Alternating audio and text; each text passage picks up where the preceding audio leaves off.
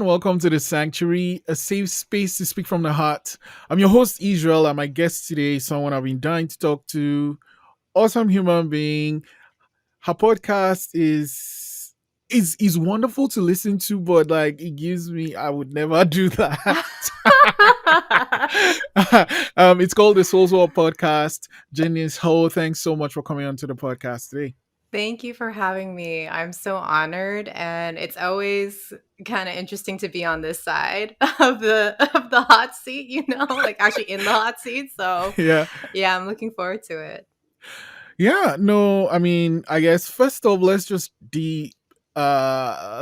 dive right into the podcast itself. Why did Hmm you start it and Mm. how are you like there's some things you say that like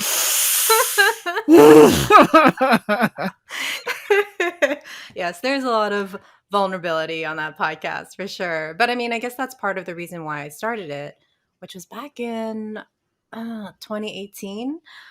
Because, I talk a lot about some things that are pretty uncomfortable, whether it's about trauma or alcohol dependency, the kinds of challenging things we go through in relationships, sex, intimacy, all of this kind of thing. And I wanted to speak on these things, particularly to add one more Asian voice to the mix, because especially at that time, I feel that there wasn't as many voices from whether it's Asian Canadians or Asian Americans or whoever, but it was quite dominated by, let me just say, like majority white folks, I would say, in like the sort of self development or wellness sphere.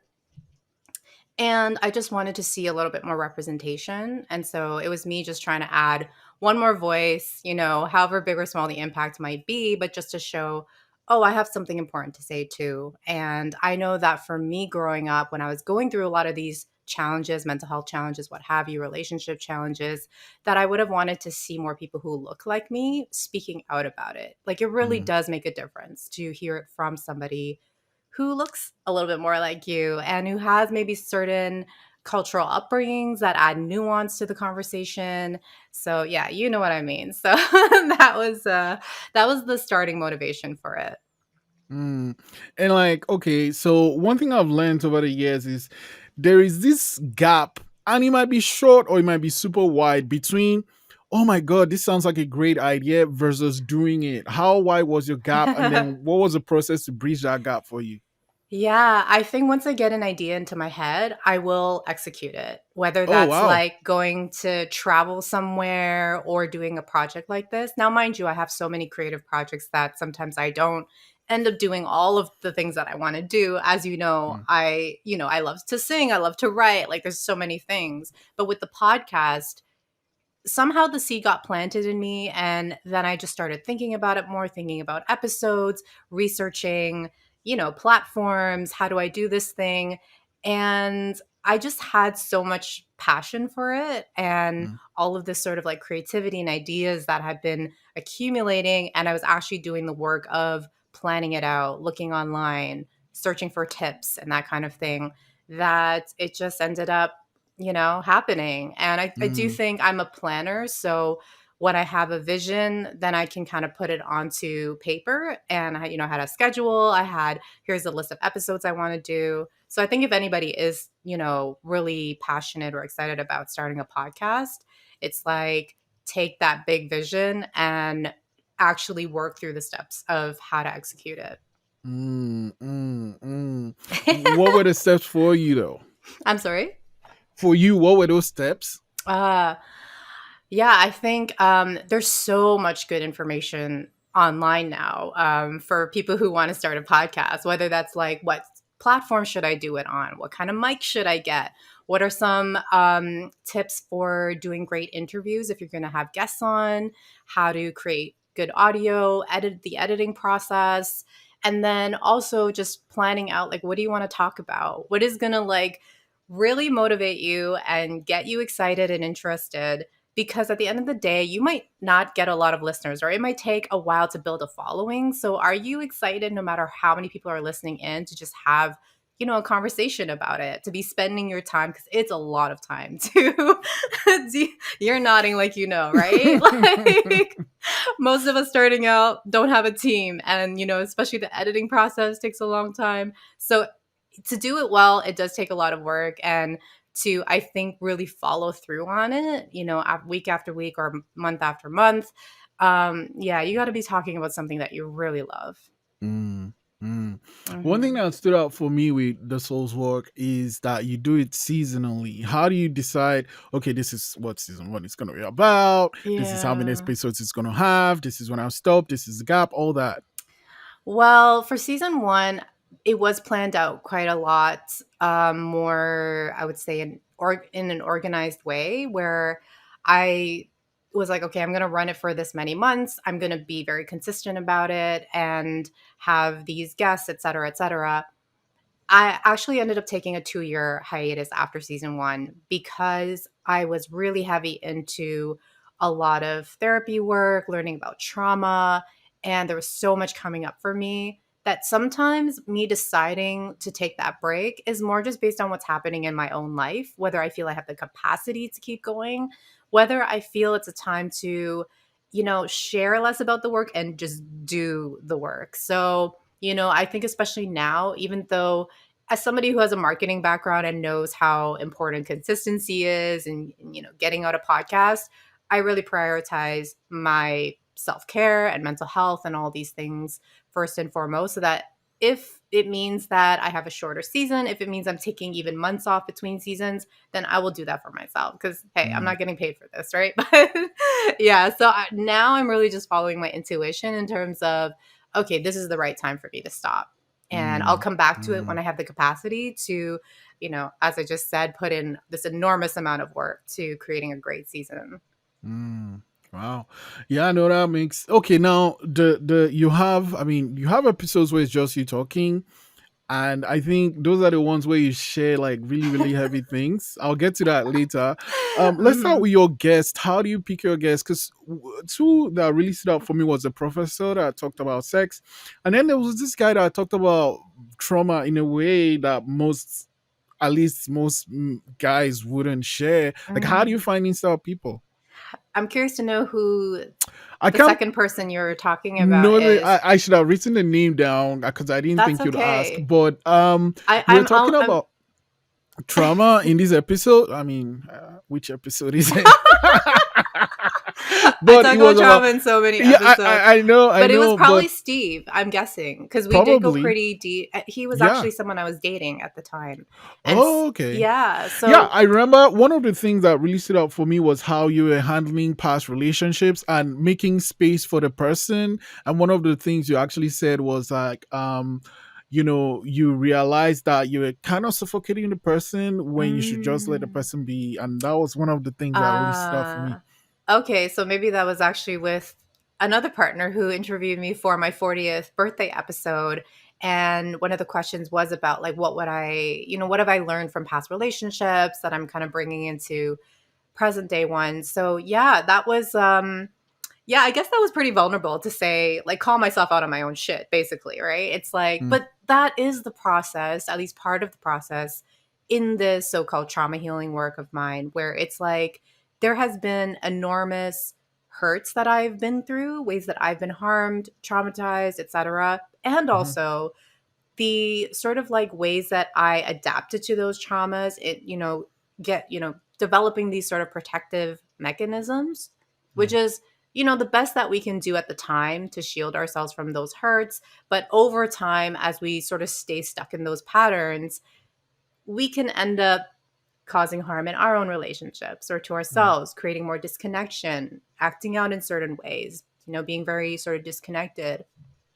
And so I guess one of my big things in this healing journey is not only to heal the things that I was never sort of validated for, whether it's my anger or grief, etc., and also taking responsibility for the ways that over time I have, maybe made it unsafe for my partner to feel like they can be themselves, right? mm, Or the ways that maybe my anxiety would creep into relationships, and then I would be very like controlling or, very like suffocating, right? So I think both are important. And the second thing is not to be in a sort of self-shaming way, but there's actually empowerment in it, because I think a lot of the times when we're in these protective mechanisms, it's like we're not really acting from a place of agency or self-empowerment, right? We're just operating from a place of our well-worn unconscious patterns. And Mm, to come out of that, I think really gives us more choice. And how do we really want to respond? What is going to be actually the more nourishing path for us and in this mm, relationship? So yeah, that's been a big part of it. And I can definitely own up to the things that I needed to like confront myself about. mm. And well, okay, so wow, I wouldn't even imagine having a partner ask me questions. So, how do you prepare yourself for something like that? Having a partner Mm. ask you questions about whatever they want to ask about. Yeah, I mean, so for that particular episode, we did have a bunch of questions sort of in advance, because I reached out to my Instagram followers. I'm like, hey, I'm doing this episode. My partner's going to interview me. What do you want to know? So a lot of those questions were sort of fielded from them. And then, Mm. yeah, he came up with a few of him, of his own. But I guess I just trusted that there wasn't going to be anything way out of left field. And Mm. also, I edit my podcast. So I really didn't want to. Nope, that one is not coming up. Yeah. But, you know. like, I am pretty vulnerable and open. And there are certain topics, though, that I don't really go into as much as Mm, I do share a lot. There are certain things that, for privacy purposes for my family, let's say, for example, like I won't touch it. Things that I'm in process of and I haven't fully come to a place, even internally in myself, that mm, I feel okay to then share it with the world. mhm, Yeah, it's just checking in with myself to see, am I going to have a vulnerability hangover with this, tomorrow, or when I publish this? And I think so far, like I've been good with everything that I've put out there. mm. Okay, no, that's great. I can picture that. And before we get to the episodes you talk about yourself, I'm just gonna go on a tangent to a very different topic. It might be it's Mm. not something you're doing now at the moment, but while reading up on you and checking out your website, you were like living off grid, not off grid, but in a farm for a while. Why? How was that experience for you? Yeah, it was an amazing growth experience, personal growth experience. And I've always loved nature so much. Like I grew up in the city in what I call the concrete jungle. I'm in Toronto. So um, that was hard for me, Mm, especially when I was younger, because I really didn't resonate with the big city life. And I just am the happiest when I'm surrounded by nature and the trees and it's quiet and there's just this energy that is very hard to access here in mm, the city. And so I left Toronto. I left my first career as a researcher in the criminal justice field, working like the Monday to Friday 9 to 5 in an office.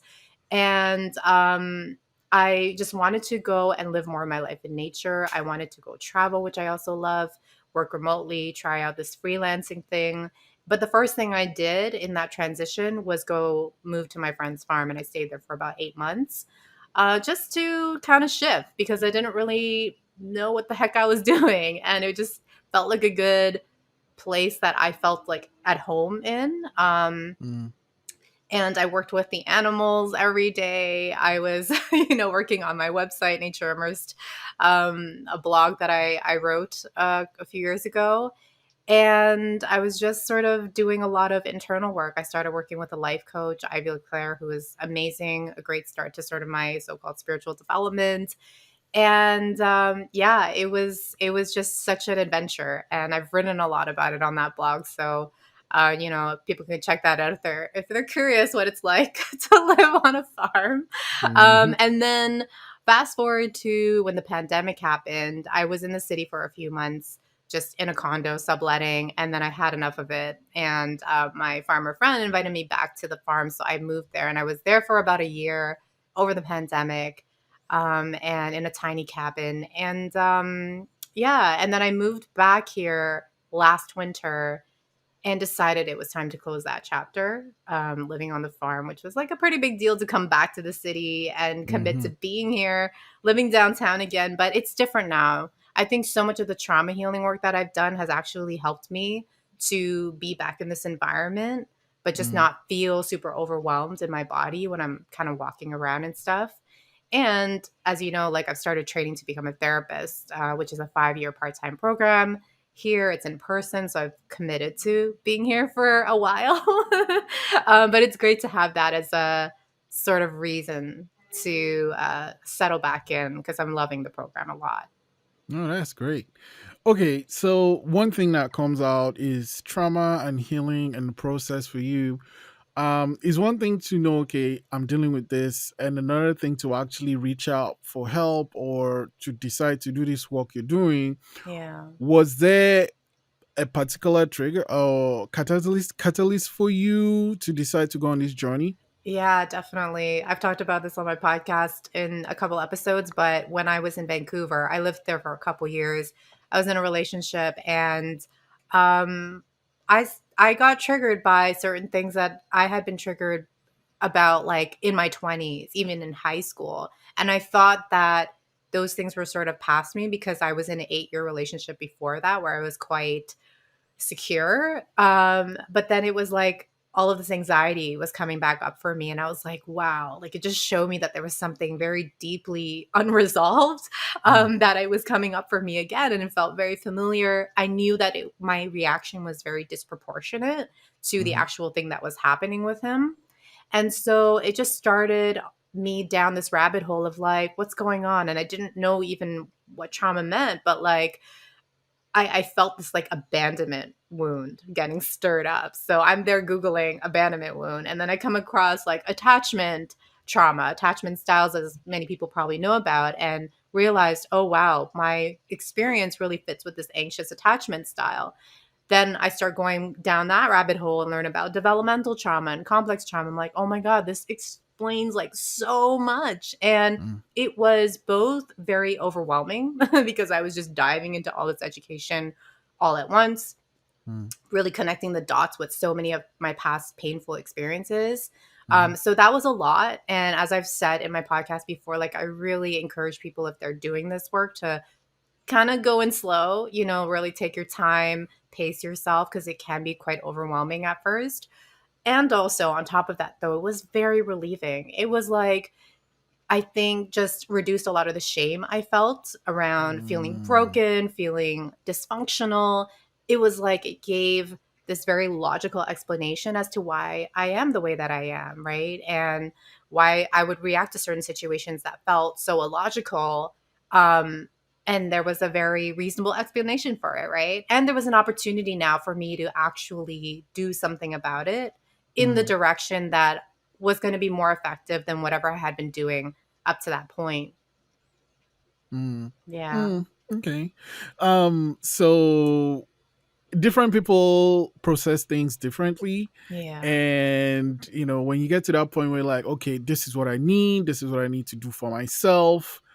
Usually it's kind of walled in, I'm building this firewall and I'm doing this work, and I might tell one or two friends or family or at least someone I'm close to. You are not taking that approach. At least it's something. I am telling the whole world. Yeah, yeah. So why? Mm-mm. So why is because I've realized over my many years that we are all going through the same shit. Like really and truly. Of course, certain people have, unique experiences of their own. Certain groups in our culture go through, certain forms of oppression, while others don't have that specific experience, et cetera, et cetera. However, I think just the human experience is that we've all experienced some form of trauma in our lives. There are very common, sort of ways that we process it, or like these defensive mechanisms or protective adaptations to trauma can be quite similar across many different people. And a lot of us have repressed or kind of exiled certain emotions that we see as bad, like whether it's sadness or anger. And I think a lot of us have experienced shame or continue to experience shame around ways of feeling that we've learned are not acceptable, right? And Mm, so I think that people tell me a lot of things, right? Like I'm somebody who I feel people open up to a lot and very quickly. So when I've heard so many people's experiences across so many different years and different types of people in different situations, it's like mhm, there's so much commonality there in terms of our human experience, in mm, terms of our suffering, in terms of our challenges, and also our hopes and our dreams and the things that we long for and want. So much of that being around connection, so much mm, of that being around just being heard, being able to show up as ourselves. mhm, Yeah, I think that a lot of people haven't really experienced that as well. And anyway, so back to your question though, I want to share that primarily to help people feel less alone, as cliche as that sounds. But I do think it's important to, and especially because a lot of people, I think, when they sort of just see my, let's say, Instagram page, like on a surface level, it seems that I'm doing, oftentimes a lot of these exciting things. I'm going traveling and I'm, doing this in my work or whatever. I might look very put together. And in many ways, I feel like I'm a very grounded person, but it's like there are so many layers, there's so much history there that a lot of people can't see. And I think, everybody sort of presents themselves in this way to some degree of mm, like they're putting their mm, best foot forward. And it's like, can we just be like a little bit real here that we're all struggling in our own ways as well. mm, And just to kind of like reduce some of the shame around that, normalize the conversation to talk about things like, whether it's therapy or going through some sort of addiction. For me, I talk about alcohol dependency, which I'm been alcohol free now for almost 3 years, but I talk a lot about my experience with that, the challenges we go through in relationships and with sex and with like whatever. So yeah, it's just important for me to be like, hey, we can have this conversation as hard and uncomfortable as it is. And then mm, for me to also be able to share, here's maybe some thoughts of what's helped me on this journey. It's not to say you do this too, or this is what works, period, but just to open up some potentially new perspectives of things that people can get curious about and mm. maybe go down their own sort of journey or rabbit hole with that. Oh. Yeah, no, it makes total sense why you would do that. But it's one thing sharing as much Yeah. as you share, which you do a lot, but now you're taking it even a step further by studying therapy. Like, why do you want to be a therapist? Yeah. So I think I just got to the point where I did feel a lot more confident that I could now be that person, of course, with like 5 years of training, be that person that my therapist has been to me for the past few years, to somebody else who may be going through their own challenges. I have experienced so much healing and growth and transformation being in a relationship with my current therapist. She is absolutely incredible. Mm, And just seeing the way that she approaches therapy with me, sorry, um, it's just different from other therapists that I've had before, who usually would take a very like cognitive approach, very intellectual, kind of analyzing the situation. Here's your homework, here are like maybe some steps to do, right? And for her, it's so much more relational. She's really taught me to kind of turn inward into my body, what's happening inside, what are these sensations, these emotions, and helping me to be with some pretty heavy stuff, some pretty painful things, but in a way that's in this sort of safe container that we've co-created, but she's mm, really helped to build, where I can finally be with, as I was saying, these exiled or repressed emotions or parts of myself that are mm, now allowed to be here. They're allowed to be in this space finally, and they finally feel heard. They feel seen. They feel loved. They feel cared for. And through that experience with her, I've really learned how I can do that for myself. So whenever these parts of me are coming up now, which they of course sometimes do, um, I can now be that sort of grounded, attuned, loving adult Janice self for sometimes these like child parts that still continuously get activated every now and then. Mhm. and be able to speak with them and kind of bring this sort of loving energy to that space, which I could never have done before until I experienced that with my therapist. So I'd love to Mm. do that for other people who, maybe missing that in their lives. It's a heavy commitment in 5 years. How is it been so far, and what are you looking for the next couple of years of doing this work? Yeah, it's been amazing so far. I've already grown and learned so much, and it's only been about 4 months. And it's Mm. a part-time program, so working full time and doing school, it can be a lot, but it being part-time makes it a little bit more manageable. It's also very experiential. So it's less like when I was doing my master's of criminology. It's like it's very academic, lots of readings, lots of assignments and writing. For this, it's less of that. And it's more of like when we're in class, we are constantly working together with our classmates in the big group, with the teacher. And so that is really exciting. But Mm. it also takes a lot of pressure off kind of outside of class. I'm not always there like doing assignments and things like that. But that being said, it can be very emotionally draining, not in a toxic way, but Mm. just there's always constant emotional processing because you're actually doing the work all the time. And I mean, I guess that's why I've grown so much, but also it's really taught me how much I've had to take care of myself outside of class. And I mean, also during class, how much I need to have people in my life who really support me, who can be a very like supportive, secure, safe environment for me to kind of land in when I'm going through a lot with Mm. training. And yeah, just to remember to take a lot of space for myself. I am someone who needs a lot of my own time and to really prioritize taking care of my body, of my spiritual and emotional self as well. So yeah, I'm looking forward to what's coming up because so far I'm loving it. It's amazing. It's exactly what I wanted to train to become a therapist. Mm. I also am at the same time wanting to explore decolonizing therapy. I talk about this on my Instagram account at Janice Ho Counseling, where, I recognize that the way that the mental health sort of like institution is set up in this Western culture can actually create harm in certain ways for people, right? And so learning as well, how can I make my practice such that it creates the least harm possible, whether it's weaving in anti-oppressive practices, um, and here's the thing, it's like if a few years down the road while I'm doing this exploration, I realize that being a therapist is actually not in alignment with my values enough to do it, then I won't do it. But in the meantime, I really want to think about how can I, if I'm going to be a therapist, make it so that it's a welcoming space for people who have gone through, let's say, racialized trauma, making it accessible, for more accessible for people, because therapy is very expensive and it is a privilege, absolutely, to be able to access it.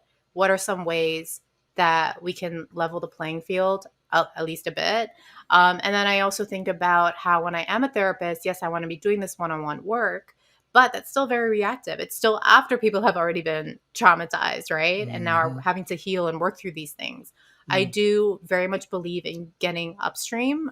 This was definitely a huge thing for me when I was a researcher in the criminal justice field, where we're talking about like how can we prevent these things? Because we know so much about what creates these conditions, what leads people to, um, you know, experience trauma or more broadly go through sort of systemic inequalities, what creates poverty, what creates these, unequal opportunities for people. So what can we do to get more upstream in that? And I would love that when I am a therapist in that position, to kind of be more doing work in that area as well. Wow. That is that is beautiful That is actually. the That is grand a lot, but it's plan. also really beautiful. You mentioned something that brought something to mind. Earlier on you talked about COVID, but you also talked about racialized trauma. Mhm. And my mind, I kind of have this pinball brain, and it just That's okay. I love it. I love it. Let's was let's dinging, go and where I'm you're thinking where the and I'm pinball is thinking going. so especially when he started, Like there was this a lot of actual physical violence against Asian people, Yeah. and then it kind of eased off, but it didn't really go away. Mm-hmm. And then Lunar New Year was just a couple of days ago, and in the US, and you don't have to talk about this if you don't want to, but in the US there was this attack, like specifically against Asian people. To Yeah. you, how do you process that? Mm-hmm. Yeah. It's I don't think I have fully processed it yet. And there's been so many of these things that have been happening. I mean, forever, let's be real. But um it's it's hard. It's hard. When that happened, when I heard about it, and also just for a little bit more context in terms of Lunar New Year, Korean New Year, it was also bringing up a lot for me just in terms of my own personal experiences with family. So there was already a lot coming up for me where like I actually had a big sob, yesterday after going to Koreatown. I picked up some food. I haven't been able to eat with my family for a long time because of COVID. They're very much still in their social bubble, which is totally understandable because my dad especially has a lot of health issues, but it brought up a lot of grief for me. And then hearing about the shootings where 10 people were murdered in this like Lunar New Year celebration was, yeah, absolutely devastating. But I can sense that I haven't fully allowed myself to go into all of it just yet Mm, because it was just so jarring to see that in the news when it's like also one of our biggest celebrations, right? mm, So I could feel in that moment that I was feeling sad about it. And then also this protective part that came up and was like, not ready to go into that yet, which is fine, right? Like, I know that I always will eventually come to the place where I access the feelings of grief and anger that I know are there underneath the surface. mm, And I think that might have been part of what came out when I was in my tears and in this like immense grief that was a mix of like missing my family and this thing that happened with the murders. um, and also, when I think about these really big things, tragic things that have been happening time and time again, not just with the Asian community, with the Black community as well, Indigenous community, that I really need to allow myself to be in a space where I can grieve about it. And oftentimes, finding communal spaces because there's so much emotional charge behind these really huge, huge things that have context, of like hundreds and hundreds of years sometimes, right? mm, And so one thing I've really learned about grieving, and it's unfortunate that we don't really have a lot of communal spaces to grieve in, especially in, Toronto or Western culture, but there are certain online spaces that I have found where there's an opportunity for that. And so where I can, it's like bringing myself there so that I can cry and grieve and rage and heal with others who are feeling the same things mm, and whatnot. So I think that there is so much trauma that's happening in the world that is so much for us to process. We're mhm, not meant to process this much, but we're constantly confronted with it, right? And so I think I'm okay with sometimes taking the pause, like bookmarking it. I don't have the capacity right now to feel everything about this.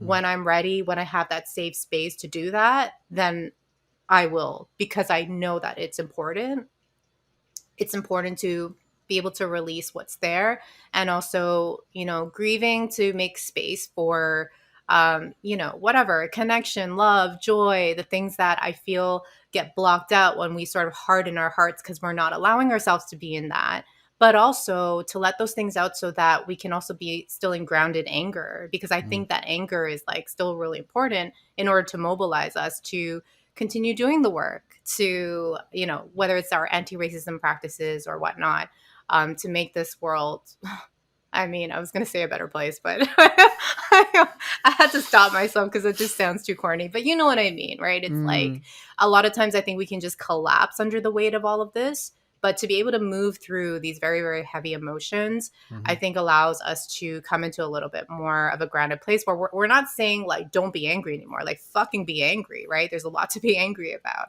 but Mhm. in a way that we can actually mobilize it and keep going on and not collapse in it, not shut down in it. Because otherwise, like, how are we going to survive all of this? Like, how? I don't know. So I'm just doing my best Mm. to live my life and just make it in my own individual space, but then also thinking about the collective.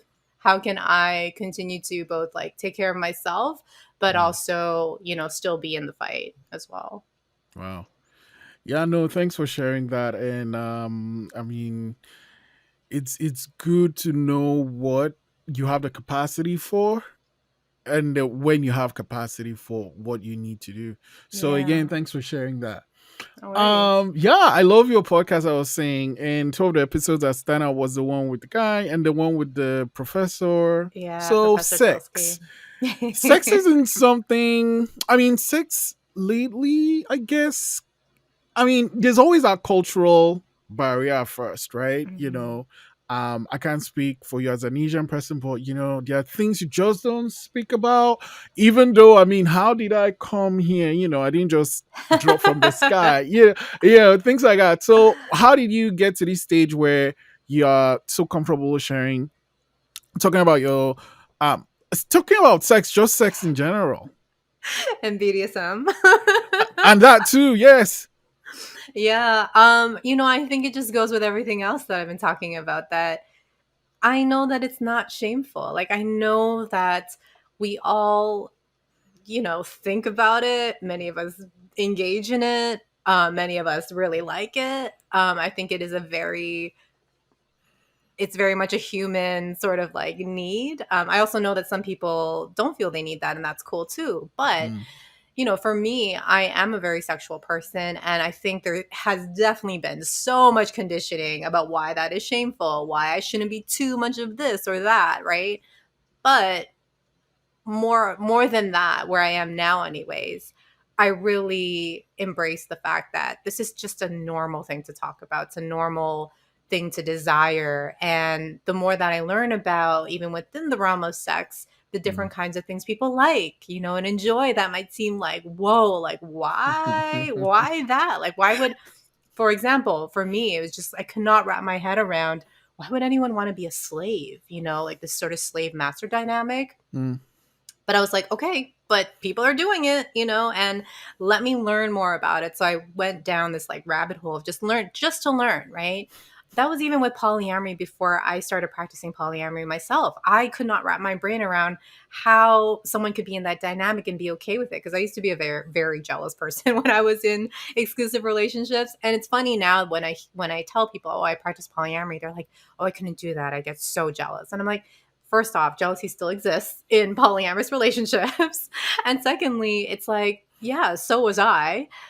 But it's like learning how to now deal with the jealousy if it comes up, Mm. in a different way than maybe people normally might in an exclusive relationship, right? Mm. So, sorry, I totally lost track of your initial question. Oh, No, which no, was, no. How do you how do I feel talk about comfortable? it? Yeah. Yeah, I just think it's it's not a shameful thing. I think a lot of people learn that it's shameful, but again, normalizing the conversation, talking about the things that I think a lot of people wonder about, or maybe talk about in private, maybe don't talk about at all because they think, oh, nobody, people would think I'm weird or whatever like that. Mm, And it's like, mm. no, you're not. No, you're not. So here, I'll have the conversation.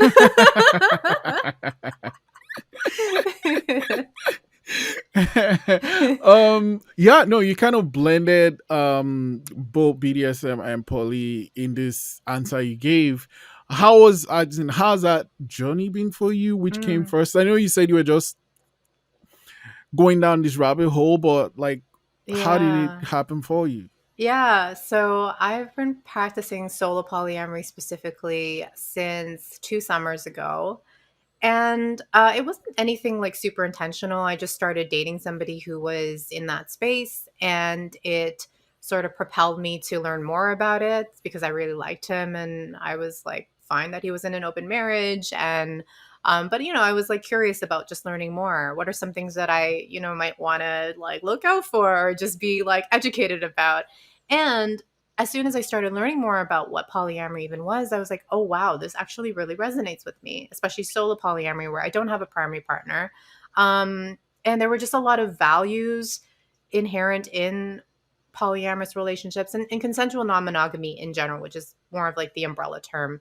Um, Things like transparency, like open communication. I have been in consensual non-monogamous relationships before, in between two exclusive relationships, where I felt that was quite easy for me to do, like see multiple people. But that was a little bit more of just like more sexually based, not bringing in the emotions and things like that. But it was very easy for me to be very transparent with them, to let them know, hey, here's my situation, here's the Mm, boundaries, right? And or my boundaries. Just talking very openly about safe sex with other partners and just having great connections with these people, but it not having to be like they're the only one and this has to be more or that kind of thing. And mm, so practicing polyamory now is a little bit different because I am introducing that sort of like emotional romantic connection. I'm allowing it to be there if it wants to be there with a particular partner. mm, And that has been very fulfilling for me. Like I have found that that is something that aligns a lot with, the fact that I've always felt that I'm someone who can love multiple people at the same time, or that I can love multiple people like across my life, but never necessarily be with like one of them forever. mm, And I'm not opposed to the idea of being with a certain person like indefinitely. I'm not. mhm, But I also am really enjoying being able to just explore however I want to explore. If I meet somebody and I'm like, oh, I really like you, I can go mm, down that road. I'm not restricted by, oh no, I'm not allowed to. You know what I mean? So this is just where I'm at right now, and I really can only sort of live my life based on what is honest for me in the present moment. What do I have the mm, capacity for as well? What do I have the desire for? And this is just what is authentic for me at the moment. And if that changes down the road, I always give myself permission to follow that new, honest, authentic path. But mm, yeah, so far I'm loving it. And it has been through this particular journey that I have learned more about BDSM. It's not something, by the way, that is like always part of my sort of like sexual life or dating life, but it is something that I've sort of experimented with a little bit mm, more. And it's been, yeah, an interesting exploration to go down, whether I'm the one who is in the more submissive role or sometimes actually being in the more dominant role, to just explore these different parts of myself. mm. And I'm a very moody person, so it kind of depends on like how I'm feeling at any given Right. moment. Whether that's something that I want to engage in or not, Yeah. right? Whether it's something that I feel emotionally safe to be in, depending on the partner, depending on Mm. the day, like so. Yeah. You know, you mentioned being a moody person and like letting the mood decide, and also, um, I guess always giving yourself the permission to, this is not working for me, or I just want to try this and see how I feel. Yeah. One thing that comes to mind is, being Asian. Like, Hmm. do you ever have this, like, you are gonna be seen as this token, or Hmm. Hmm. Yeah. Asian like a fetish itself? fetishization. Yeah. Yeah, absolutely. That is a very real thing. Um, and it does come up a lot for me in terms of that fear of like, is this person really seeing me as a human being? Is this person really approaching me with curiosity and an openness? And wanting to know that I'm a very, very complex person who does not fit a fucking mold. Like, I just don't. I'm not even saying that to be defensive. It's true. Like, I know it Hmm. is. Right. And so it's like, are you really interested in getting to know that? Like, or are you coming in with just this very narrow perception Mm, of what you think I am, what you think I'm like, what you think I'm like in bed, based on just what I look like, because I can imagine that just looking at me brings up a lot of ideas, a lot of biases in people's minds.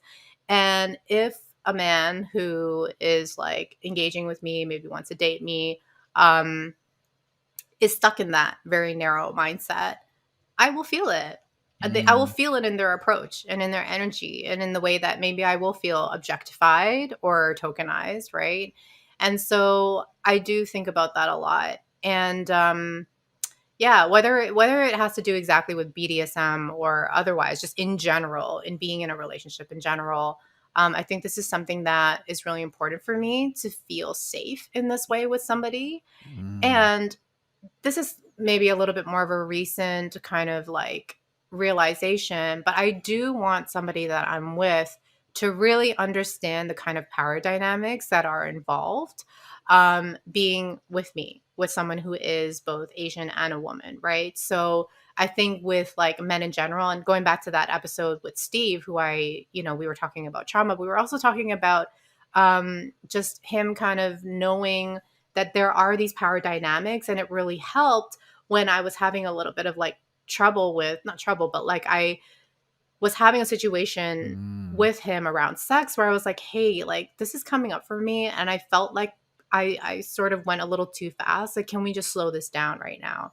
To be able to have that conversation with a man, like honestly, not every man can listen to that and actually understand because they've done some, I don't know, education, they've done their own work in terms of those things, to come at it from a place of support and mm. care and understanding, right? As much as a man can understand. Same thing with being Asian. You know what I'm saying? Same thing with being Asian, right? There is Yeah. an inherent power dynamic, for example, with me being with a white person, right? And so, it is important for me. I'm increasingly understanding this for myself that I would want somebody like that to be doing some of their own work so that they Mm, understand what they're bringing into the dynamic, right? In ways that are very, very unconscious a lot of the times, unless you're doing that very conscious exploration to understand the ways that you show up mm, and the ways that I feel that because of my very deep trauma around racialized trauma, around misogyny, around patriarchy, and all of the things. mm, So that is always a work in progress. That's something that takes a lifetime for all of us to do that work. But I think that going forward, that's something that's kind of a non-negotiable for me now, in dating somebody, you know, um, because it really has an impact. And I've gone through situations where I've been triggered, sometimes mm, during sex, where shit comes up for me, and it's very painful mm, to have to experience that, and then to not really feel necessarily that that person can hold space for it or be mm, that person to support and not get like defensive about it or be like, what's your problem? Or like, I'm not doing mhm, anything. But to understand that there's so many deep layers that go past generations of why, these things can come up for me as an Asian woman. mm. Wow, thanks for sharing that. You No mentioned problem. safety. But something that comes to mind is you do so much, right? We've not talked about your singing, about your TikTok, but I think we need a part two. But you do Yeah. all these things and then you have your day job and then you have the podcast and stuff. How do you make Mm, your what's your time management mm. process like? Yeah. I mean, right now I'm on a break with the podcast, which is because I was starting school in September, so I wanted to wrap up season 3 before that. I knew I really needed to focus on that and work. So I'm on a break. I did just record though a special episode with a friend, that's going to get released. Part 1 will be released this week, which is really exciting because I'm talking a lot about integrating all of this sort of self-development therapy work Mm, into everyday life and relationships when it's really hard to access, the awareness and the grounding and all the tools and things. mm, So we had a great chat about that. So I will be releasing that.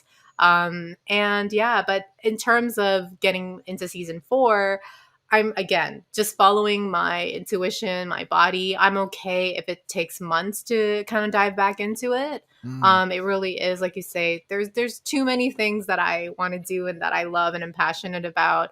I don't always have time for the singing. I take singing lessons now, so that kind of helps with some consistency, and that's really fun. But yeah, the priority right now is school. It's like making money, and just trying to fit in a lot of connection time as well. I feel like I've really been making more space for developing great friendships. Um, you know, making time for my dating life and all the things, making time for myself, very important as well. Mm. And there are many moments where I'm like, I don't have enough hours in the day for sure. But do you feel the same way? Yeah. Yeah. So I manage as best as I can. Mm. And then there's always things where I'm like, oh, just can I like not have to sleep and spend the rest of my day filling it in? But hey, we do what we can. Okay. Yeah. Yeah. Exactly. We do what we can. Okay. Okay. I mean, like I said, I need to have you come back, but I can't let you go without asking this. So I want this to be my last question to you. Hmm. You do all these things, you do all this work, but something I haven't asked is, how do you even take care of yourself? Yeah, thank you for asking that. So I am someone who loves spending time with myself. I need to recharge. I am an introvert. So that could sometimes just look like me sitting with my coffee in the morning, nice and quiet and silent, staring out my window, people watching.